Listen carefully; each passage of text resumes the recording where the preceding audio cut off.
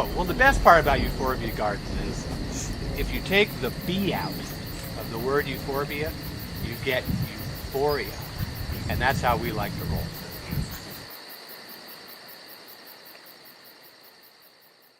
I can't imagine why. How shocking.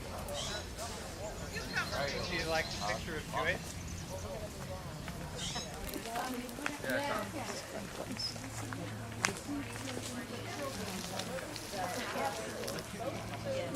Well, have a seat. Make yourself comfortable. Brush the stuff out of the way. Hopefully you don't have your good slacks on. Now, why are you so familiar? Am I? Yeah. I have no idea. I don't recognize you. See, you know what's bad about this gig is there's people here that I've known since grammar school. There's people I've worked with. There's neighbors. And the bottom line is I can't lie. I can't make stuff up. I can't even exaggerate without getting busted. That kind of eliminates my talk. Go for it. And so I put up some little signs around, and they kind of reflect what I think we're trying to do.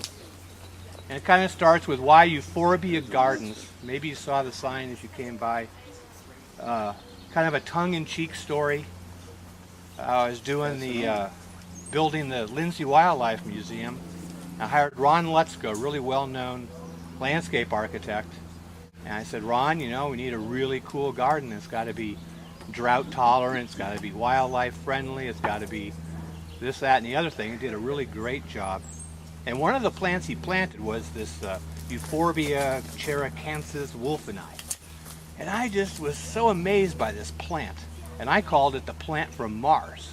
And it's the big puffy, they're right behind you. They're everywhere. Spurges. You know, they're a weed. There's 350 genera of this plant worldwide. There's over 7,500 species. Wow. So you talk about a tough plant, a survivor. And they bring this gorgeous chartreuse color to the garden. They have very little wildlife value. Their sappy is very poisonous, don't get it in your eyes. But we kind of made it our thing and use it as sort of a structural item. And then there's tons of other euphorbias, and there's 5, 10 of them here. I'm not a huge collector of euphorbias. The gopher plant is here. Where was I going with that? Oh, well, the best part about Euphoria gardens is if you take the B out of the word euphorbia, you get euphoria. And that's how we like to roll. Okay, what happened to my coin? Right here. Are you done with this? Okay, good, thank you. So, I hope you saw the video. That's Papinta.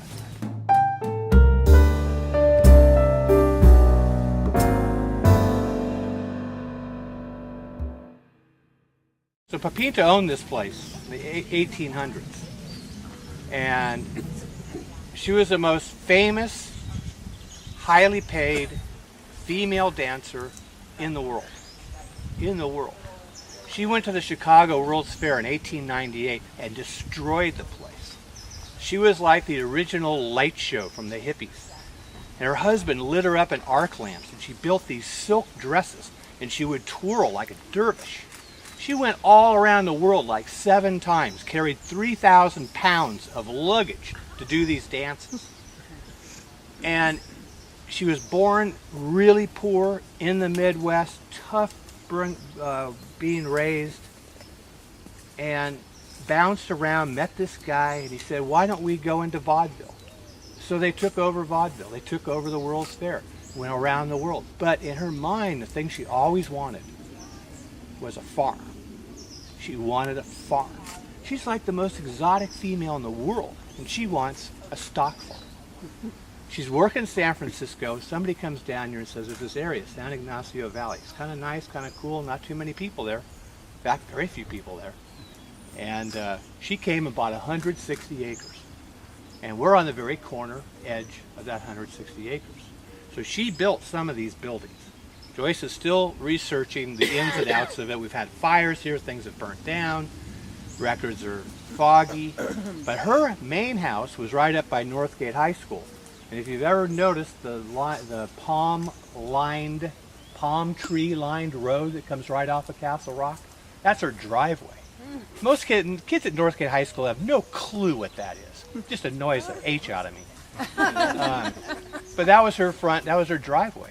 She had an aviary that was over an acre in size. She built a racetrack there that was professional grade racetrack and raised thoroughbred horses. They had the fastest filly in the United States for a number of years. They grew everything you can imagine, at every kind of animal that you can imagine. And then on top of it, because this guy is into arc lights and stuff, he built a dam on this creek. So Joyce and I found it accidentally one day. But you just go up this creek about 500 yards. There's all this huge old stonework, rockwork. It's actually beautiful. And then you realize what it is. It's a blown out dam. I mean, at some point somebody said, yeah, that's got to go. So it's all blown out. And he made, with a dynamo, electricity out of that and lit this whole area up at night. This is before hardly anybody had electricity. And she has a racetrack lit up at night. So needless to say, she was a bit eccentric. And so Joyce particularly is kind of like fallen in love with her. And then ironically, through Kathy Kramer, Joyce was digging in the vegetable garden recently and found this. And under a magnifying glass, you can sort of read it. And it's called a settler's check for 25 cents. And this is from the Civil War. And talk about credit card scams, this is the original. This guy Settler made a deal with the government that for soldiers, Union soldiers who didn't have cash, he would give them these coins worth money that they could come to his store and use to buy stuff. And then he sort of had them by the throat to get the money back out of them. So it was a credit lending system. 1865. And what's it doing in our backyard? Well, Papinta's from Indiana. The coin is from Indiana. Papinta's father was in the Civil War. Papinta's brother was in the Civil War. Hence, this coin pretty much likely comes from them in the Civil War. So you start to build this picture of the place where you live. You get a sense of the place, a feeling for the place, and that's kind of what we're about. This, I just brought out for the heck of it. I want to see if there's any ringers here. So who knows what this is? A skull? No. Eardrum. Who said that? 10 points. This is an eardrum of a whale. Oh, Blue whale eardrum. That's an eardrum. That just mess with your head a little bit. Just feel the weight of it. Hang this from your ear. it's like a bone. Okay, what would you like to know? Bringing back the natives. Oh yeah, I love this. Alan's here. This is one of the best fly fishermen. Oh, and next to him is an even better fly fisherman. Wait a minute. So you see, I can't even tell fishtails here because they'll bust me. But I kid people, I say, you know, this gardening native thing, it's really a lot like fly fishing. But you realize after you slam and hammer the water for a few years, it's not about the fish. It's all about insects. The whole thing is about insects. So you're quickly an entomologist, and that's what you are for the rest of your life. Well, this whole native thing is about bugs. And so I kid people, just get some ceanothus and wild lilacs and plant them in your yard and just watch what happens. I mean, the place goes crazy. And it's like a giant drama. It's a comedy. The food chains start building. You have more and more critters. And it's just this food pyramid that just builds. And it just starts with those native plants generating interest by insects that have evolved here for millions of years. So that's why the native thing is so important. It's really about the insects, not about the damn plants. They're just there to give the insects something to jump on and, you know, hang out on. I just wonder how they find the plants when we're in the middle of, like in my neighborhood, we don't have all this. I know, isn't that And mind-boggling? they just come and meet. It's mind-boggling. I don't know how they figure this stuff out. Really don't know how they figure this stuff out. They're so little. Yeah, we've done so little to help them. So I'll use that segue. So my thing is, I mean, I realize that in Old Divide Gorge, you know, we really did have to overcome saber-toothed tigers and stuff. And when you got down on the ground, I mean, your life was worth about a minute. And then all the way up through the westward expansion. And, you know, we had to conquer nature. We had to sort of get it under control. I mean, it'd make you sick. It'd burn you out. It would kill you, give you diseases. We all know that. So, well, I tell you, we succeeded in separating ourselves from nature. We got totally conquered, totally under control, totally in bondage. Except for the allergies. Except for the allergies. But, you know, the whole thing just annoys the hell out of me. I want nature to be in our community every way, shape, or form, and I don't see any reason why we can't coexist. So that's why I call it living with nature. And here I can do it.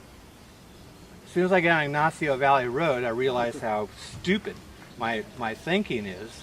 But as Joyce and I like to say, we're here to save the earth one parcel at a time. So that's what I do now. I'm a one parcel kind of guy. I don't try to think for other people. I just try to do our little thing. Hopefully you like it. Hopefully it gives you some ideas. And we're lucky that we have this acre. I bought it in foreclosure. It's a really long story. I don't have any money, but the point is, I was thinking about other gardens I've had. I had a garden in Isla Vista in Santa Barbara. There was a fence, and there was a hole in the fence. I looked through the fence. This old hippie guy lived back there in his trailer, and he had this huge garden. And I realized, he said, come on over. And he said, you guys want a garden in here? It's fine. That's why the hole's there. Well, we had to hand lug all the water every day, grow the vegetables. The hippie guy was nice as hell, not a student at UC Santa Barbara. And so we had this, and we had to carry in pails. That was my favorite garden we ever had. And then I was thinking of looking at my pictures to do this. I had this GTO, remember gas tires and oil? GTO muscle car from the 60s. And this thing is in Berkeley, of course.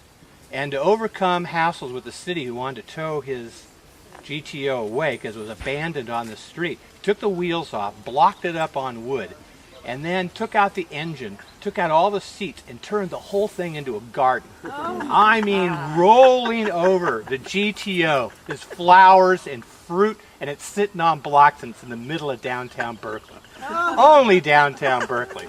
And finally, because he took the wheels off, they kind of gave up and just sort of let the thing.